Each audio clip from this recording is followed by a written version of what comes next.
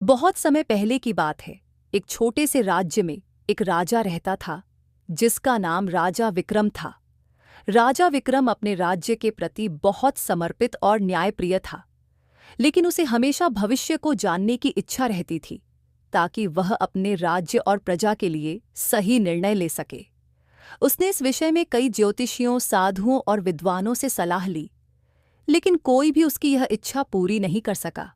एक दिन राजा के पास एक बूढ़ा साधु आया।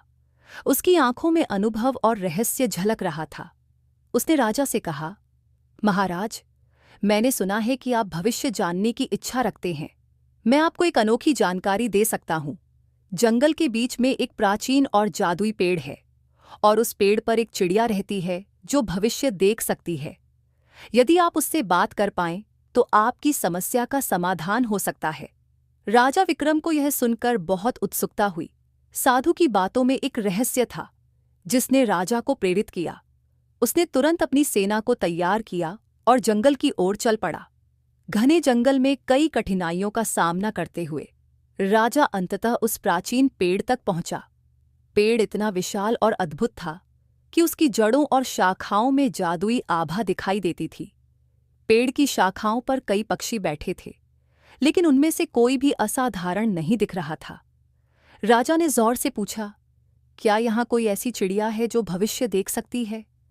कुछ क्षणों के बाद एक छोटी सी सुनहरी चिड़िया, जिसके पंख मानो सूर्य की रोशनी में चमक रहे हों, उड़ती हुई आई। उसने मधुर आवाज में कहा, महाराज, मैं वह चिड़िया हूं जिसकी आपको तलाश थी, लेकिन मेरी भविष्यवाणी सुनने से पहले आपको मेरी एक शर्त माननी होगी। राजा ने कहा, बताओ, तुम्हारी शर्त क्या है? मैं उसे पूरा करने का वादा करता हूं। चिड़िया ने गहरी आवाज में कहा, महाराज, मैं केवल उन लोगों को भविष्य बताती हूं जो सच्चे मन से दूसरों की भलाई के लिए काम करते हैं। यदि आप वाकई अपने राज्य और प्रजा की भलाई चाहते हैं तो मैं आपकी मदद करूंगी। लेकिन याद रखें, भविष्य जानने का मतलब यह नहीं है कि आप अपने भाग्य को बदल सकते हैं। ये केवल आपको सही दिशा में कदम उठाने में मदद करेगा।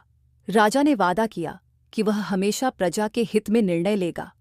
इसके बाद चिड़िया ने कहा, महाराज, मैं आपको हर महीने के पहले दिन यहाँ मिलूंगी और आपको आपके राज्य से जुड़ी महत्वपूर्ण बातें बताऊंगी। लेकिन जो भी मैं बताऊंगी वह केवल सच होगा। आप उसे बदलने की कोशिश नहीं कर सकते। राजा ने चिड़िया की बात मान ली और उसे धन्यवाद दिया।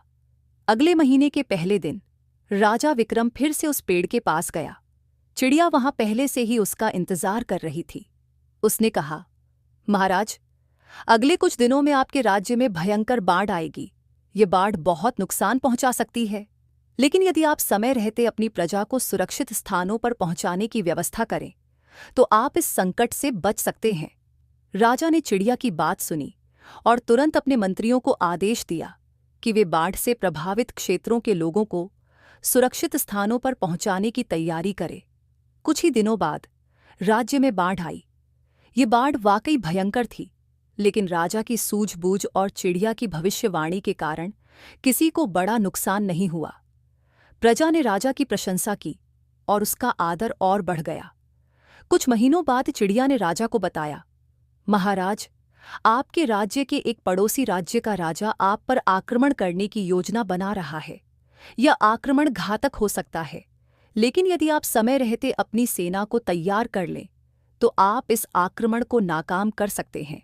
राजा ने तुरंत अपनी सेना को युद्ध के लिए तैयार किया और साथ ही कूटनीतिक प्रयास भी शुरू किए। उसने पड़ोसी राज्य के राजा से बातचीत की। इस बातचीत ने दोनों राजाओं के बीच मित्रता को मजबूत किया और आक्रमण टल गया।